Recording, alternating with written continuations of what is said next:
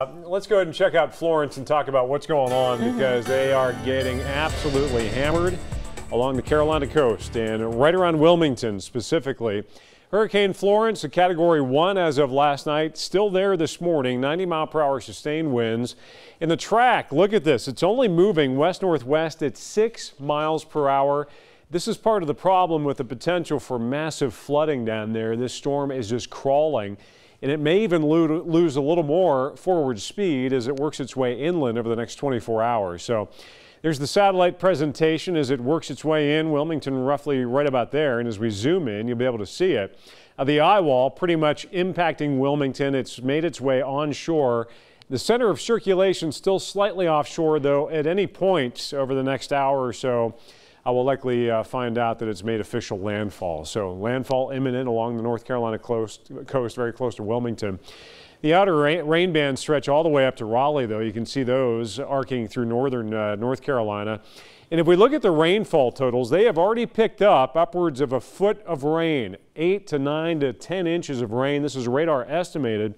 When you combine this with the feet of storm surge, the wall of water that comes ahead of it, you're looking at significant, catastrophic, potentially life-threatening flooding from the Outer Banks down through the southeastern coastal portion of North Carolina. And on top of that, they've had hurricane-force winds, definitely, with, wind gusts at least topping 80 miles per hour and sustained winds a little lower, just absolutely battering the coast there. So spaghetti plots, our tropical tracks. So a lot of the computer models cluster together and track it west. And I've been explaining how we've got high pressure that's kind of forcing it down.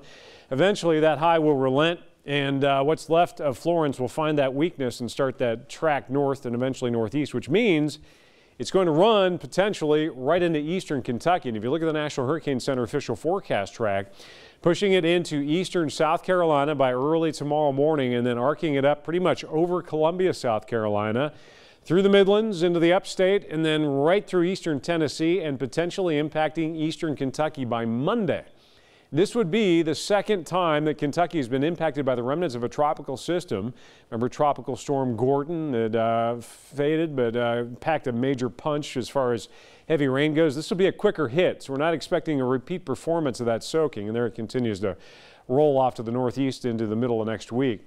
And not a whole lot going on in the future track here, but the problem is we will see some showers and storms late in the weekend. This shows Saturday. It's an isolated shower storm chance, but look at the Euro, the European computer model.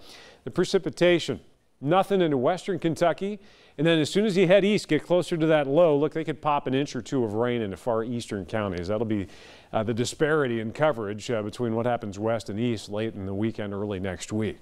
69 degrees now, highs very warm again today, mid to upper 80s, and your overnight lows down to about 70. The 8-day shows that uptick in shower and storm coverage. We may see some scattered stuff Sunday evening, likely Monday, backing off Tuesday. Middle of the week looking pretty good, so it'll be a max hit, maybe 24 to 36 hours as that remnant tracks through.